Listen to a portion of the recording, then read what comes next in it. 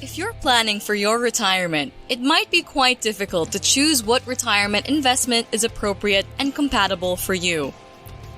When your employer lays down options for 401k in front of you, you might get too overwhelmed by the many choices you can choose from. You might have a hard time understanding each choice and choosing the right one that is the most beneficial to your portfolio. A lot of people are also unfamiliar with the option they will be presented with. That's why it's a lot harder for them to choose. Most people who don't really have patience and time for research prefer an investment that has a nice blend of stability and growth to their financial goals. You have probably heard of the S&P 500 Index Fund, as it is the most common fund out there. The fund is considered by many as the indicator of how the US market is doing. For those who are unfamiliar with the S&P 500 Index Fund, and for those who are deliberating whether or not to add this fund to their portfolio, you're watching the right video. Hi! Welcome back to Grayson Finance. In today's video, I'm gonna be talking about investing in the S&P 500 in 2022. In simple terms, an index is a simple way for investors to be able to track the progress of the stock market.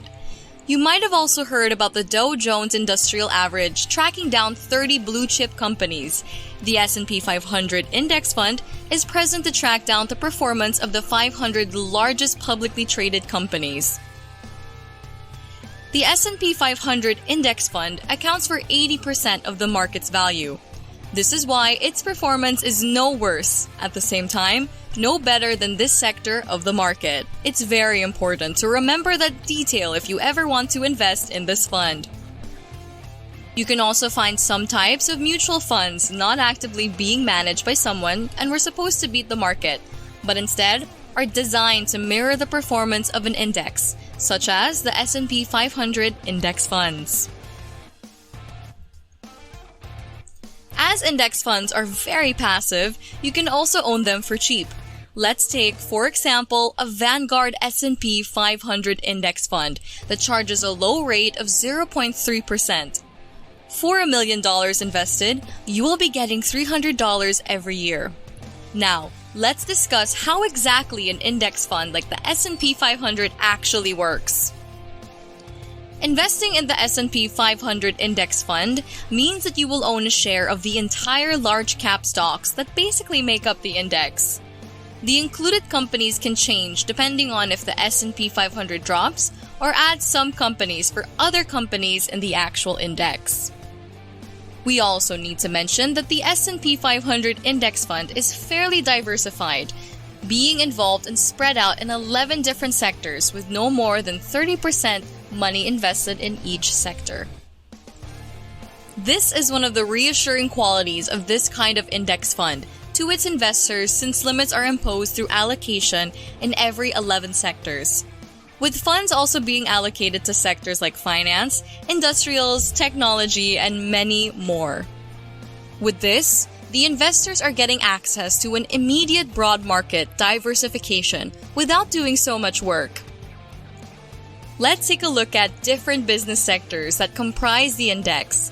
At 27% of the total index is technology. The first and major sector being contributed to. It only makes sense that it is allocated this much because of the fast growth in technology. In this age, technology is part of almost every aspect of our lives. The second sector, receiving the second most part of the allocation, is healthcare, being allocated 14%. This sector includes companies like United Health Group, and so on. The third on the list is consumer discretionary, making up 10% with companies such as Starbucks, Netflix, and Disney. The next one, fourth on the list as the largest contributor, is communication services, composed of companies like Horizon and others. The next sector will be financials, followed by industrials as the 6th, consumer staples as the 7th, and 8th is the utility sector, real estate as the 9th largest contributing sector, and 10th is the energy sector, and lastly 11th, the materials sector. Some big names that comprise the S&P 500 index funds are Apple, Google, Amazon, Microsoft, Visa, and many, many more. These companies are included in the top 10 holdings, and the top 10 holdings performance accounts for more than 25% of the trading activity, as well as the overall return. Simply put, just 10 companies of the 500 control more than 25% of the whole S&P 500 index funds. For a company to be included in this index, it needs to meet certain criteria. Before a stock gets added to the S&P 500, first, it needs to be analyzed by the U.S. Index Committee in order to ensure financial health measures.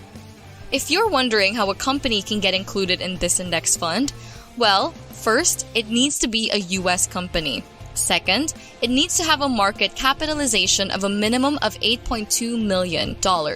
Be highly liquid, have a public float of at least 50% of its shares outstanding, and the recent quarter earnings should be positive.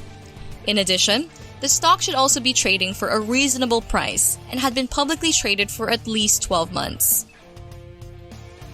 If you are now torn whether or not you should invest in the S&P 500, well, consider the pros and cons first before making any decisions. It was discussed beforehand that index funds are passively managed because the funds just follow the index, and with that fact, they have very low expense ratios, which entice a lot of investors. It's also a fairly diversified fund. On the other hand, the cons being index funds have a very low rate of returns. You are only just getting an average rate of return. If you're willing to receive only that, it can be a good investment to select as it provides almost everything that you need for a well-balanced portfolio. If you're looking for something that will make you able to get a slightly higher return, then go for a growth stock fund that outperforms as index that tracks the S&P 500. Considering that your aim is to outperform the market, not match it, it's possible to do exactly that with a reliable growth stock fund. Some growth funds are even handpicking the highest growth company from the S&P 500. If you purchase a fund like that, you are able to receive the diversification as well as the stability of companies while only being in the fastest growers of all companies. There are funds available that underperform the S&P 500, while there are also funds that are able to outperform the index fund associated with reasonable little risks. To conclude, the investment that is the best suited for you should consider factors like your age, how much money you possess, how long until you retire, and other more important factors. The S&P 500 can be the best choice to select for people who don't know where to start, don't know a lot about investing, and those who haven't explored what options are available and suitable for them yet. When you are the kind of investor who wants to invest for a long period of time, choose something that is a little bit more aggressive than one that has passive management and a low rate of return. It's good as long as it's fairly diversified, holding companies of various sectors. Thanks so much for watching. I hope you found this video helpful. Make sure to click like, subscribe, and hit that notification bell to keep you updated on new helpful videos like this one.